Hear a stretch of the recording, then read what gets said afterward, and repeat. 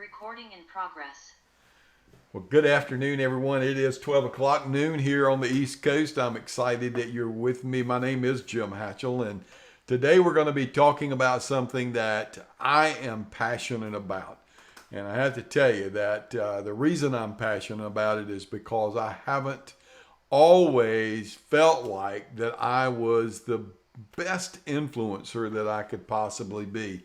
But I can promise you that over time, I have sharpened that saw and I've become better at it by including and learning skills that I learned from the John Maxwell team, but some others that I learned through other programs like Toastmasters and other organizations as well. And today I'm going to be sharing with you some of that information. So feel free to put messages in the chat. I've got my Zoom master over there reading and watching for those, Dale, and excited that she is always here to help me, and look forward to hearing what you have to say. Hello, Rita. Glad you're here. Excited. I'm just cutting off the videos for now. All right, I'm gonna hide my video on my screen so we can get started. So today we're going to be talking about the power of personal influence. And as I said, I'm Jim Hatchell. I'm an executive director with the John Maxwell team.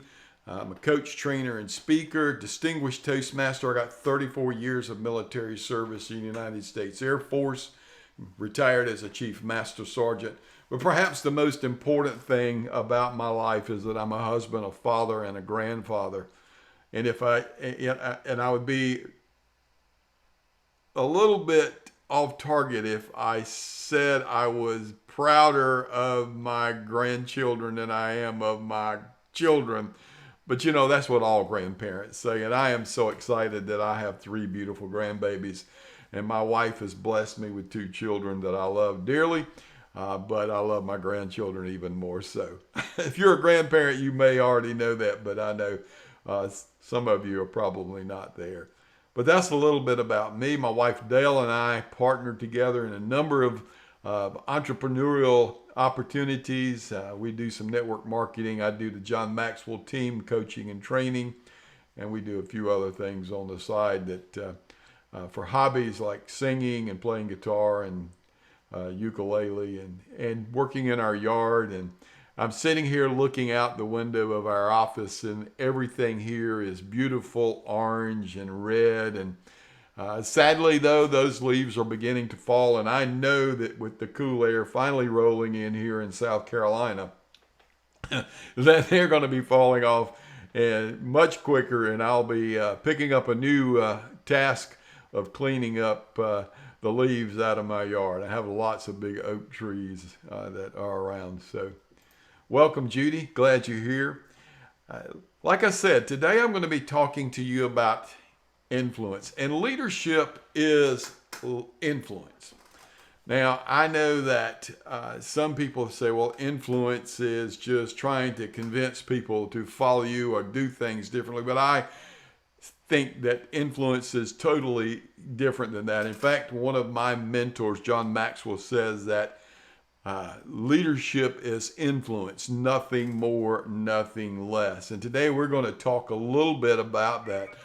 Our goal is to increase influence, our influence. I'm not sure if I need anything. If I could get everybody to mute, please. Dale, if you can jump out there. So the goal today is to increase our influence. And influence, if handled effectively, equals success. And so I think we all want to be successful in our journey, wherever you are. It doesn't matter where you are on that journey. I think you are like me, or you wouldn't be on this call, that you want to be successful in that endeavor, wherever it is that you're headed. And if we can increase our ability to influence others, then we can certainly increase our success. The goal today is to better understand influence and increase our influence with others. So let's do a little influence inventory. Let's ask ourselves this question: who do we influence? You know, sociologists say that the average person influences about 10,000 people in their lifetime. And you might think, well, gosh, I don't believe I influence 10,000 people.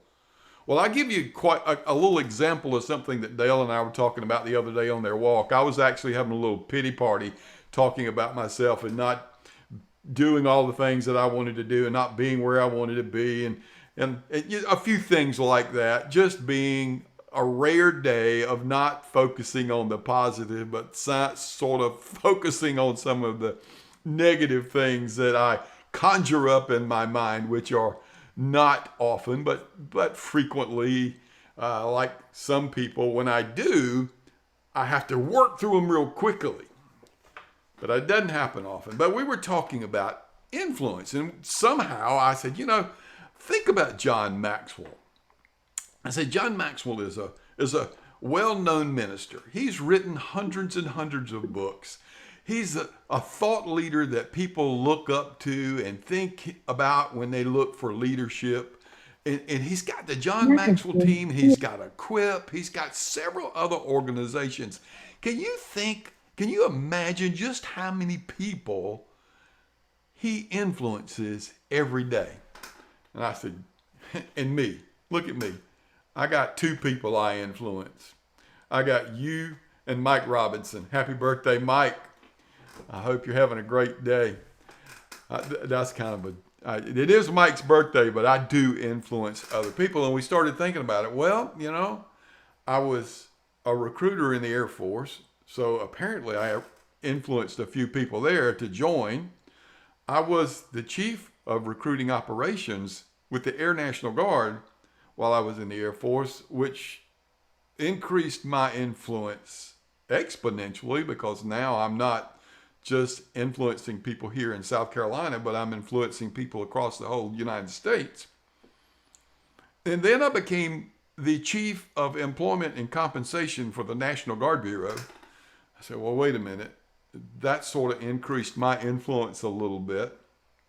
Oh, and when I retired, I came back to South Carolina and I became the human resources director for a state agency here in the state, which, again, you think about the influence, and all of a sudden, I'm starting to say, well, shoot, John Maxwell ain't got nothing on me. I mean, think about all the people that I've actually had the opportunity to influence. And the question is, how did I influence them? Did I do it in a positive way? When they look at me, are they going to look at me in a positive nature? Oh, one I forgot is there's still church, there's still Toastmasters, there's still other organizations that I'm a member of. So, we don't think about how many people we influence. So I ask you this question. Who do you influence? Well, it all starts with you and me and about how we influence others. And so today we're going to talk a little bit more about that. So here's some methods of influence, some things that we do that we influence people through. Now, not all of them are good. I'll have to admit that we influence people sometimes not in a good way, but in a bad way. So let's think about those for just a moment. How do you influence people and who do you influence? From worst to the best, how do you influence? Well, the first one is force. And a lot of times this is basically that mindset that I don't have a choice in the decision. It's sort of like, because this person holds a position over me, I'm required to follow them and do what they tell me to do. It's sort of like a positional type of influence.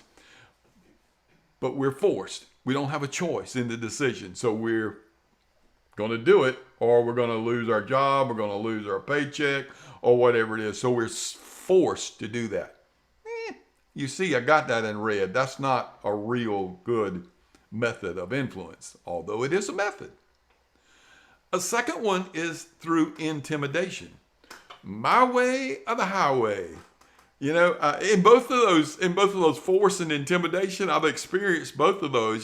Spending 34 years in the Air Force, there's a lot of force and intimidation used in managing people in the military.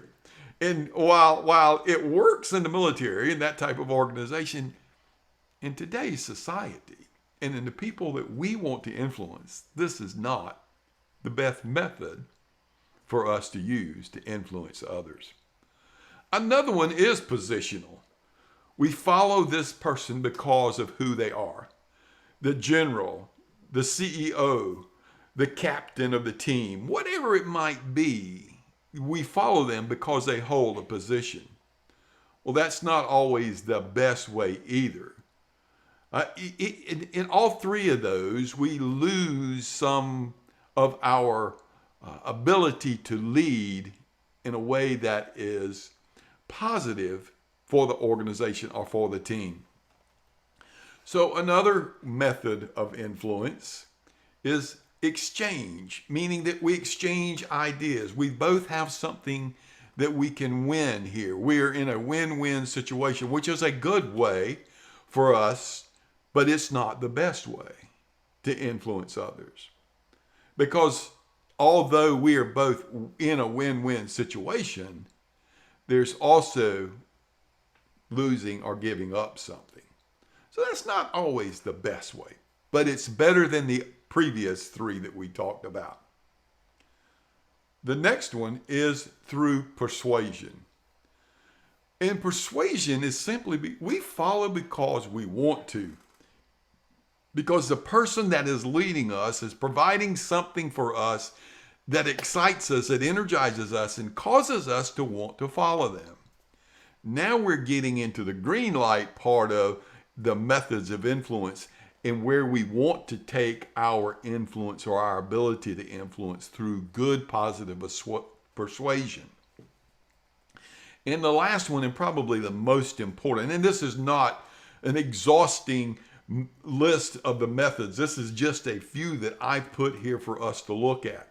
And respect, without any doubt, respect is the best method of influence. When people respect you, they follow you because they want to and because they respect you, and they respect that they're going to follow you because they respect who you are and they want your influence upon them. Now, I can go back and I can look and think about all the people that have positively influenced me in my life, and the ones that have provided me with the best results, the most important aspects of their journey in sharing with me, are some of those guys who had no gain by sharing with me. They did it because they wanted to and because they knew that they were helping other people. And as they do that, they build that respect, that influence. They become those givers. They become those individuals who mentor and provide information to others to help them on their journey to success. And we'll talk more about that in just a moment. So let's back up for just a moment. And I want you to think about all of these types and methods of influence. And I want you to ask yourself the question. And I know this is a hard question because we don't want to always admit how we do things. But where are you on the scale here? On this scale of methods of influence, where do you think you fall? And then ask yourself, of those people who influence you, where do they fall on the scale? And then ask yourself, where do I want to be in the future as it relates to the method that I use to influence others? So now let's take a look at ways that we can increase our influence, because that's why we're here. We want to be able to learn ways to help us become better in our influencing. And these are not rocket science. They are really simple ways that we can do things to help us increase our influence with our families, our communities, our co-workers, our clients, anybody that we are engaging with. If we implement these tools, then we can become better influencers on our journey.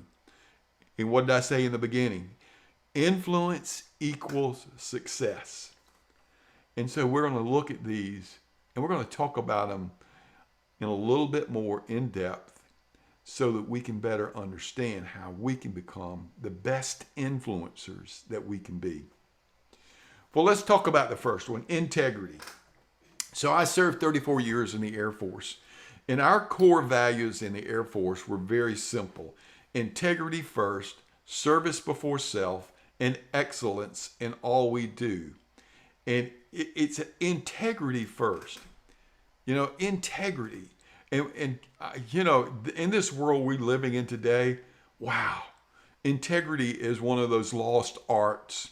It's a word that has sort of lost its focus and meaning. If you go back, I can name hundreds of places and times where integrity has been important, and I can tell you where it's failed organizations as well. For example, if you just think back a few years, going back to the 2008 economic crisis that we were in, it was all started because of loss of integrity in organizations who were falsifying information about retirement funds, about housing, and things like that. And when that integrity caught up, or that loss of integrity caught up with them, it collapsed. I can think of my own personal experiences where integrity cost me. Yes, there have been times when I have failed to be integrous in the things that I've done, where I've made mistakes and I've had to go back and apologize and make amends for failing to do what I needed to do and do it in a positive way. And so, I just don't know what we can do without integrity, because integrity is so important. And I'm sure that you've got your own examples where integrity has been lost.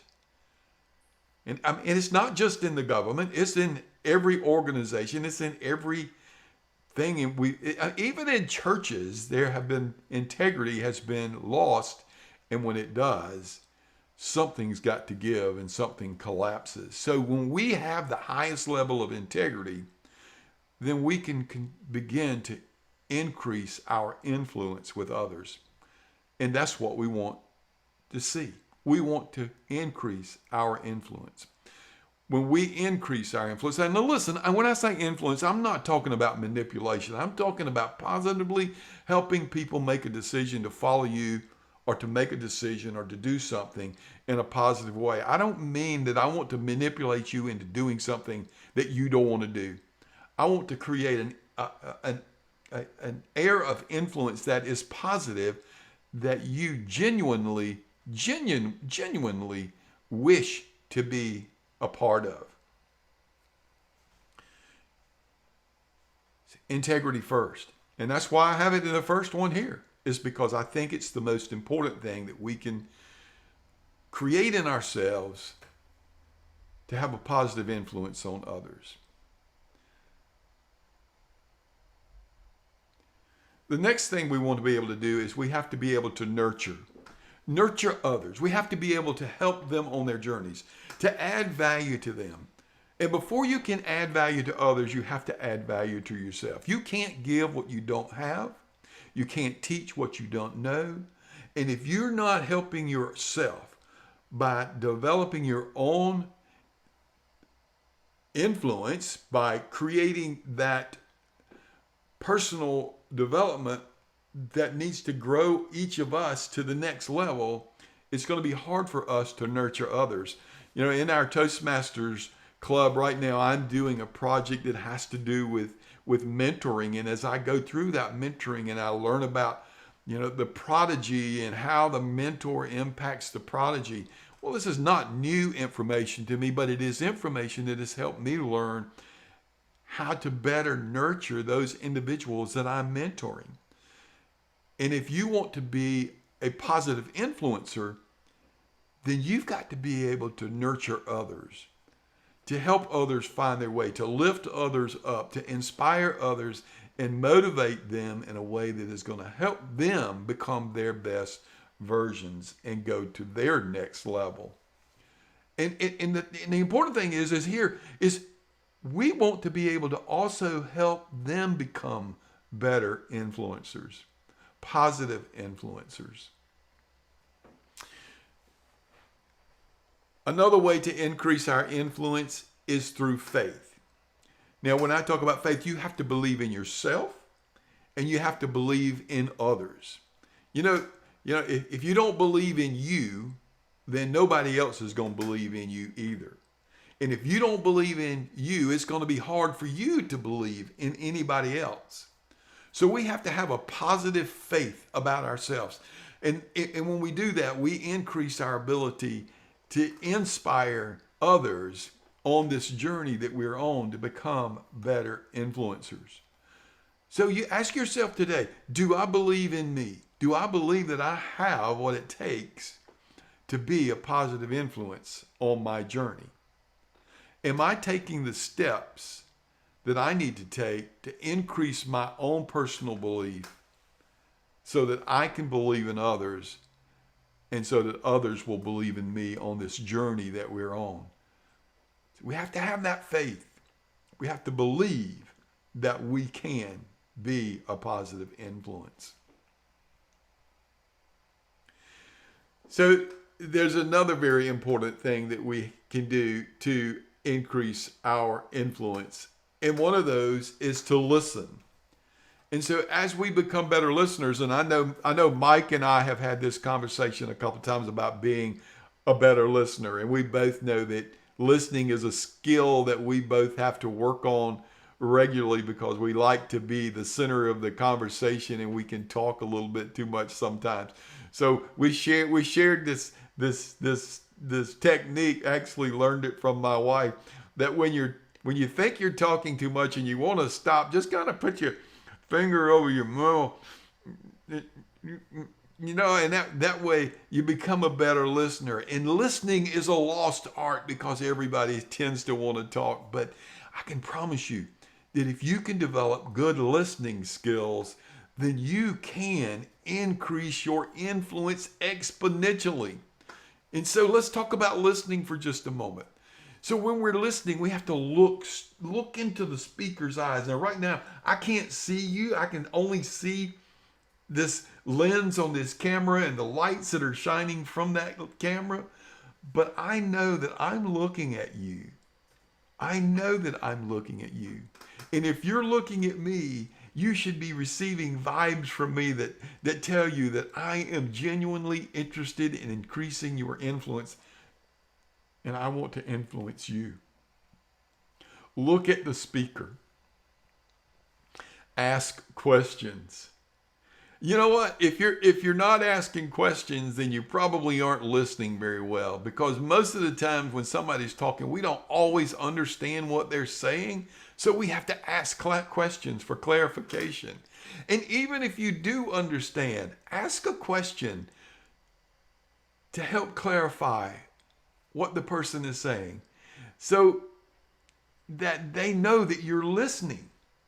When they know that you're listening, it increases your influence with them. Ask good questions. Don't interrupt. Again, let them say what they have to say. Go back to number 2 and ask questions. Let them speak. Listen. Don't interrupt. Ask another question. Listen. Don't interrupt. And don't change the subject. When someone is talking to you and they're sharing their heart with you and you go off and say, well, did you hear about the baseball scores? And what do you think about that? No, focus on what the individual is saying. Focus on what they're saying. Don't interrupt. Ask good questions and look at the person speaking to you. Show your emotions. Smile, sad, whatever that emotion is. Let them know that you are engaged in what they're saying. Show some empathy. Be engaged with your own emotions. And be responsive. Hand gestures, smiles, up and down. Yes, whatever. Responsive listening. And if you follow this little ladder to listening, you will increase your influence exponentially. So now, you can take that word listen and you can shake it up and throw it in a basket. And you can take those letters and you can and spread them out. There's another word that you can get. Anybody want to take a guess what it is? Type it in the chat. I'm ready.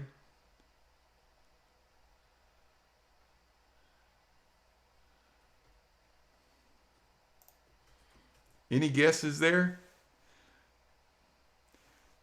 Try silent.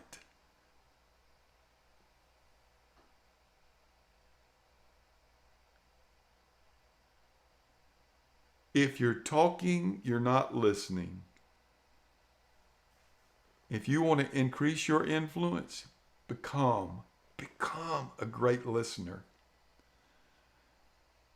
I could take all of the things that I'm sharing with you today, except integrity, and you could put them out into pasture and take integrity and listening, and you could become a better influencer if you just implement those two.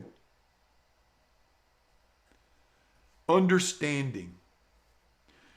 I gave a speech the other day to an organization that was about 99.9% ladies. And in my presentation, I talked about all of these things that I did. They were all male-oriented. They were all about my military service. They talked about the things that me and the guys did, the guys and I did. And you know what? I was not understanding the organization that I was speaking to. Now, fortunately, I had another Toastmaster friend who shared with me, who was in that set presentation. Later, she said, you know what? You get a great presentation today. But if you had focused on some stories about your wife and your daughter, you would have made a much greater impact. I failed to understand my audience. We have to try to understand the people that we are communicating with and connecting with and building relationships with to try to figure out where they are. And if we take a moment to step back and say, okay, I'm listening, I'm going to hear what you're saying, which is going to generate a better understanding of where you are on your journey. And when I can do that, when I can better understand where a person is coming from, I'm going to have a better opportunity to provide influence in this person's life. If I don't understand them, they're not going to be interested in what I've got to say. If I can't show that I'm interested in where they are and who they are and provide some understanding, then it's going to be difficult for me to influence them, to follow me, to do the things that I would like for them to do, to think differently about something, to take some type of action. It's going to be really, really difficult for me to do that. Work on understanding the person you're talking to. And this one is so important.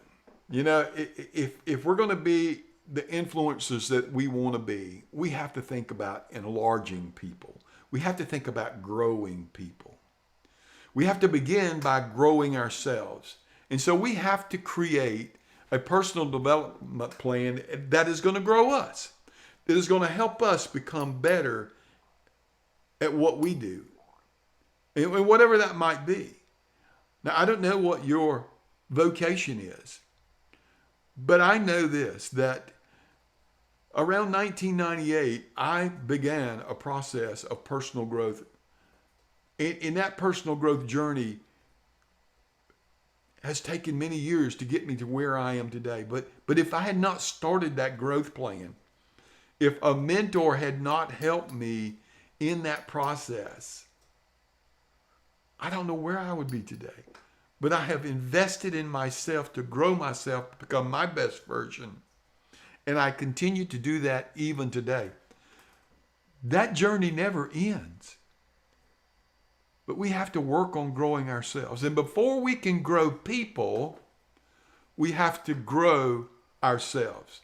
And once we grow ourselves, then we have the opportunity to grow other people, to help other people find their journey, to find their success on their journey, to do the things that they need to do to become their best versions. To read the books, to listen to the videos, to listen to the podcast, to come on and listen to webinars from people like me and others out there, and there are hundreds of them that provide free information every day to help you grow yourself so you can grow other people. And listen, I don't know what your journey is, but if your journey doesn't include helping other people and growing other people, man, you need to add it to that journey, because I can tell you, when you help others, when you're investing in others, man, the dividends that you receive from that are incredible. And I challenge you to work on that. And when you can do that, then you can grow whatever your audience might be. Whether you're a speaker, whether you're in some type of network marketing, whether you're in insurance, whether you're a real estate agent, whatever you do, when you take those two things, when you take growing yourself and growing other people, you can grow your audience in any industry that you're in.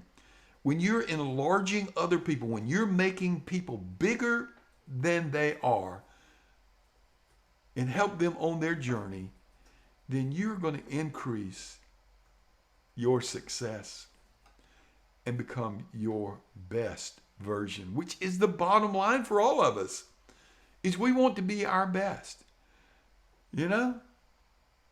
We want to increase our success, but increase our character in doing it along the way. And when we become better, then we are able to help others become better. And that's a powerful, powerful responsibility.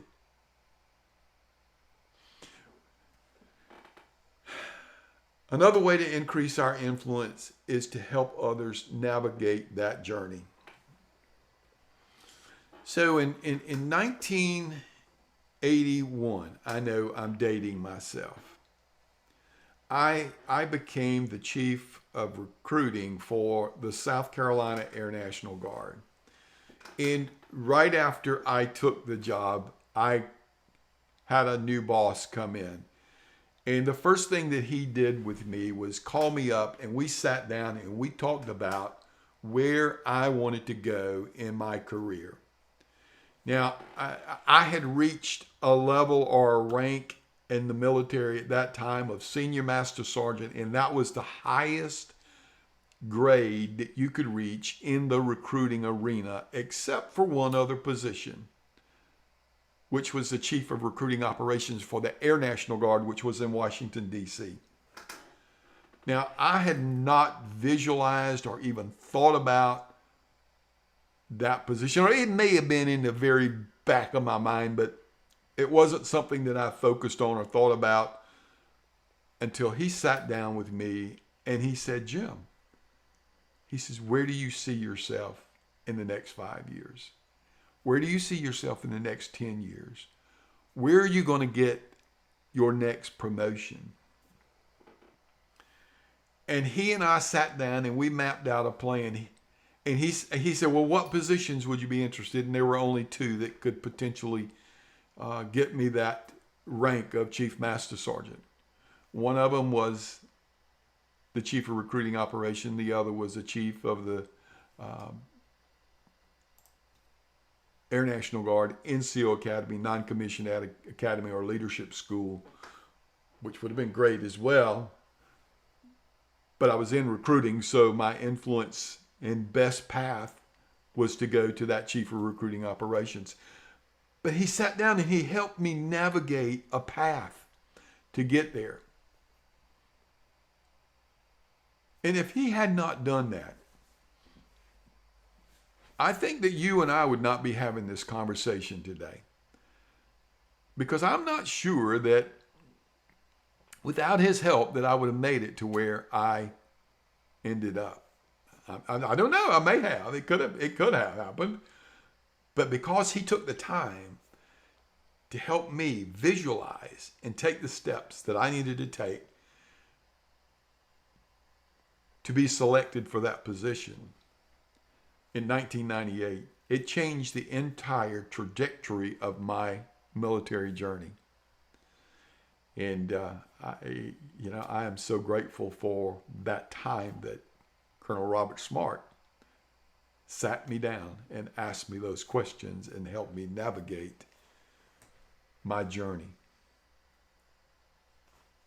Who are you helping navigate? Who are you helping find their way to that next level? When we can do that, we increase our influence. And at the end of the day, that's what we want to do. We want to be able to help others grow to the next level and become whatever their next best level is. Connectors, building relationships and bringing people together is another great way to increase our influence. You know, in recruiting, I was involved a great in connecting people and connecting myself. When I joined the John Maxwell team, I all of that recruiting and all of that military and all of my work experiences had been put on the back burner. I was no longer employed by anyone. I started my own business, and now I had to become another type of connector. I had to start connecting with other influencers so that I could take my influencing to a new level. And we have to remember that we have to be good connectors. When we can connect with other people, when we can build relationships with other people, then we can become better influences. And building relationships requires everything that we've talked about if we're going to be good at what we do as it relates to connecting. So think about those things that we've shared and how you can apply them to becoming a better connector. If you want to increase your influence, empower others. Good leaders know the way, show the way, and go the way. And they empower others to do the same. If you want to hold on to everything, you're never going to get to where you need to go. You have to let go and let people become their best versions. You have an opportunity to influence them and be a positive influence in their journey, but you have to empower them to take the reins and go do what they have to do. I know that when one of the greatest lessons that I learned as a leader was, if you want to succeed, you have to become a great delegator. You have to be able to empower those that you influence to do what they are required to do, what their responsibilities are. You cannot micromanage and be a good influencer. And that was one of the other great lessons that I learned from my mentor, Colonel Smart was that he empowered me to lead my recruiting program, which allowed me to find myself involved in other aspects of the leadership journey and being a part of the South Carolina National Guard strategic planning team. He empowered me to utilize the skills and the tools and the knowledge that I had to become my best version. And when he did that, it allowed me to become a better influencer. So who do you need to empower? Who do you need to give that responsibility to so that they can go and do and be all that they can be?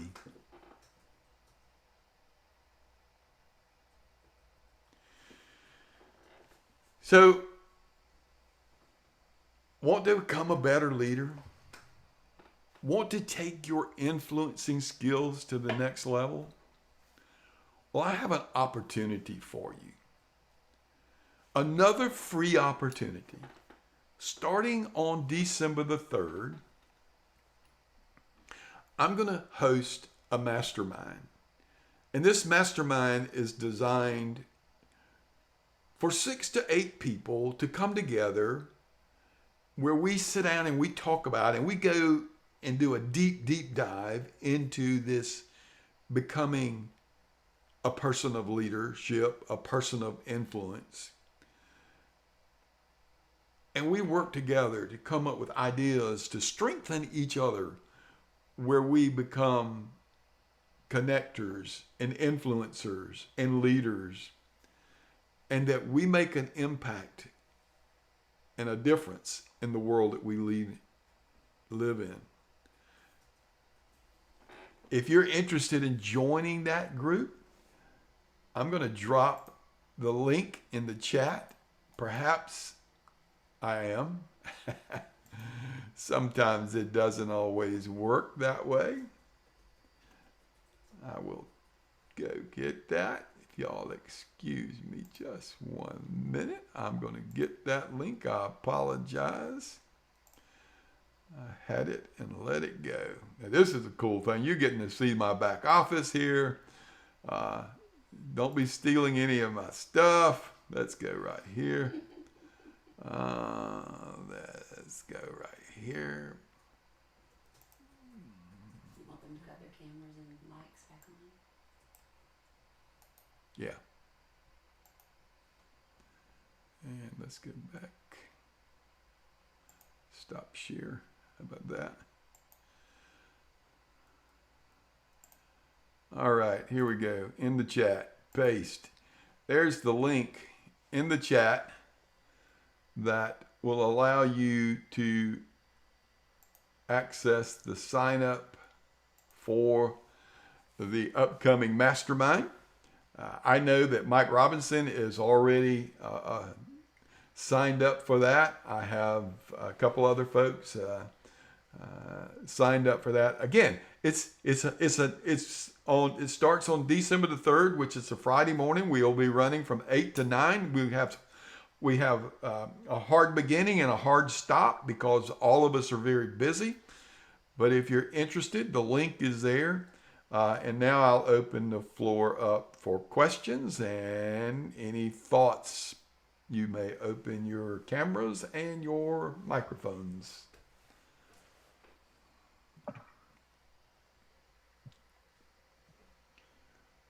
We got a shy crowd here today. Hey, Robert Balkman. Yeah, yeah. So can you speak? You came Yes, up sir. with Go ahead. Go ahead, Robert. with the acronym of silent awkward listen, I think.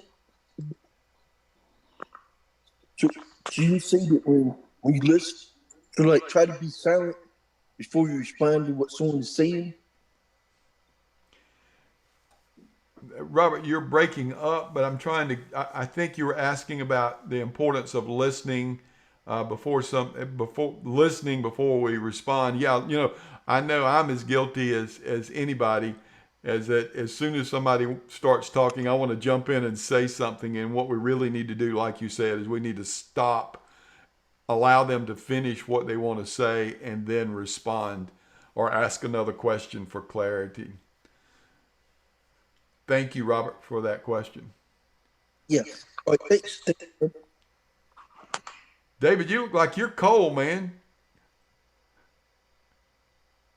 You're muted. I'm actually doing a job that ends in about 2 weeks, but I'm actually working for a company called Wintergreen. They do briefs and anything involved with green plants. So I'm in a free. Well, we're glad you're here. I can tell you're bundled up good. Yeah. All right. Hey, Jim, Hey, Michael. I was gonna ask if you could elaborate on what Martha, that point she brought up, because that's a really good one. Where if you see somebody, and in John Maxwell, we're taught to see folks as a 10, and to learn to really see in people even what they don't see. How do you navigate that when you see greatness in them, but they don't? Does that make sense? You're saying that they don't see greatness in themselves. Hmm. Yeah, and that's a struggle, but that's one of the things that as influencers, and you and I and some of our friends have shared and talked about that before, that we have to do it in small increments and help them find that part, like you and I talked about, and this is probably going to, going back and finding those things that you've been successful at and using that as a platform to find out where you are, but to grow yourself, to invest in yourself, to become your best version. And I know that's hard for us it's hard for you to do that with someone who doesn't already believe in themselves. So we really have to start focusing on how do we get them from where they are to where they're taking incremental steps moving up. It's like John talks about in the law of the lid. That leadership lid holds us all back. And until we start taking time to invest in ourselves and believing in ourselves, it's going to be hard for us to go any higher than where we are on that leadership journey or influencing journey or any journey that we're on. We put lids on ourselves to hold ourselves back frequently. The link is not showing up. Did you hit enter? No, that makes sense. So do you think, because I would imagine in regards to somebody on your team, it'd be different if it was a person that you just met, you didn't have any work relationship with, but if it's somebody on your team or somebody that you're directly leading, I think I just heard a really good point. As you invest in yourself as the leader and you go up is really the best way to help them go up also, as opposed to focusing on them, always kind of focusing on ourselves, to invest in ourselves, and then it just overflows to help others. And it is definitely different when you're in that type of role, Michael. So from my perspective, when I'm coaching, a lot of times the people I'm coaching, the reason they come to me for coaching is because they don't already have that belief in themselves and they're looking for a way to increase that. When you're in an organization where you have employees, then you're right. The best way is to set the example, to be the one who steps up and does the personal growth, personal development, investing in yourself. Let others see that and exemplify that, and then they will have a greater tendency to follow that. Now, not everybody is going to. I mean, there are some people who are just going to be defiant, and when I was the HR director for that agency that I worked for, I had a great team of individuals, but I had one person who absolutely was not interested. They were stuck where they wanted to. They were stuck where they were. They'd been in the organization for 32 years. They only were interested in one thing, and that was the day that they could step out and retire. And if there was some way I could have helped them get there quicker, I would have done that. But sometimes you're stuck with those. You just have to make sure that they don't negatively impact the rest of the organization. No, that makes sense. Hey Jim, this is Martha. I apologize. For some reason, my camera will not work on my phone. I got a new phone. But you made some good points. Like you, I have a military background, and I knew that coming out. Oh, let's see if that worked. Oh, that did work. There you Thank go. you. I sent you an invite. I knew that coming out of the military, I had to prepare myself to become acclimated to the civilian world because, like you said, in the military, we influence people differently. So, saying all that, everything that you said is what I do. I still pull back from my military experience in that I can't lead or persuade people unless they see me do it first. But when I'm trying to help people, that's where I get frustrated because I feel like I'm beating a dead horse. I keep saying the same things over and over. And I'm like, when are you going to get a clue? So that's what I was making a remark about. Yeah. And I totally get that. And that's one of the things for me that just really, when somebody finally does, when they reach that aha moment, when the light finally comes on, and like you said, sometimes it's like pulling teeth, and it's really difficult. But when it happens, there's no greater joy when you see that from a team member when they say, "Oh, I get it," and they do finally step up. And and it's interesting in my coaching. I've had individuals who have paid me fairly good sums of money, and they show up for 3 coaching sessions. And when I challenge them to do something, they don't ever show up again. And they've invested in themselves. And so it's sometimes you just can't. There's just nothing you can do. But what you do, what we have to do, is we have to continue to grow ourselves and try to invest in those that are around us in the most positive way we can. And you can't make somebody change. You can only try to influence them in a positive way so that they will take the steps necessary to move forward in their journey. And I know you, Martha, and I know that you do a lot to try to help people on their journey, and I do appreciate you so much. Anybody else have a question? Thoughts? I was just going to add one more thing to Martha's. It really made sense what she just said there. Having 2 decades in the construction industry, I just found that a lot of folks that come in there, because construction can catch anybody, it doesn't matter whether you finished high school or if you're a convict, if you've got a doctorate degree, if you're an addict, it takes everybody. And so many folks came through and I crossed paths with that just did not believe in themselves. They just had never had positive role models, either didn't have a dad. And so I understand what Martha's saying. There's just, you see in them that there's just, and you're trying to show them, you're giving them opportunities, and they just, day after day, just squander. And it's very, very frustrating.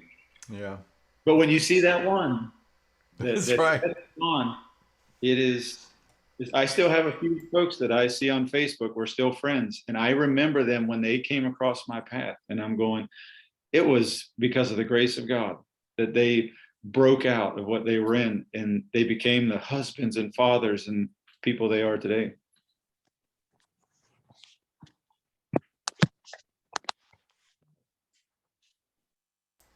Fantastic, Mike. Yeah. So, anybody else? Hey, Rita. Good to see you. Hello there. Yeah, life has been a bit of a challenge for me lately, so y'all haven't seen too much of me.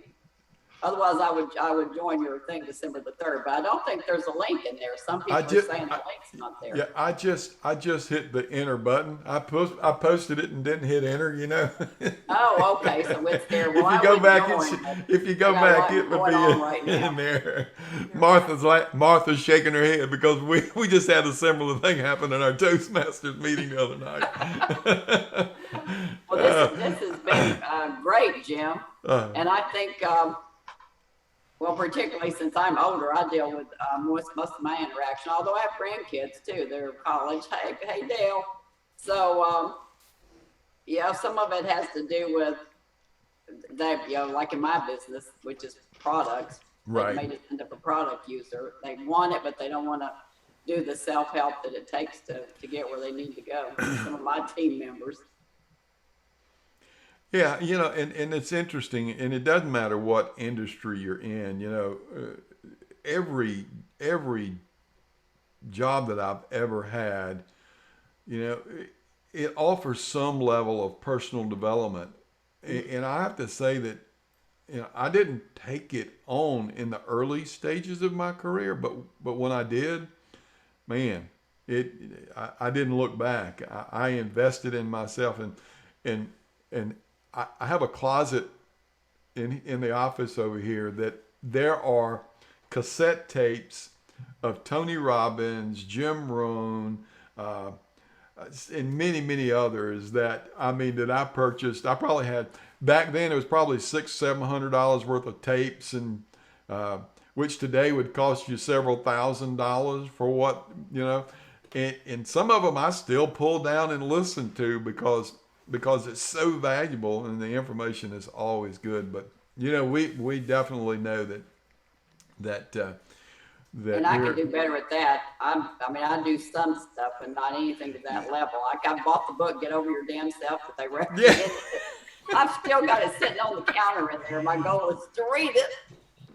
Well, So I got to do the work too. I've done some though, and it's interesting. A lot of my business is friends and family. So how do you influence friends and family? And what's amazing is maybe my best friend has nothing to do with what I do. Yeah.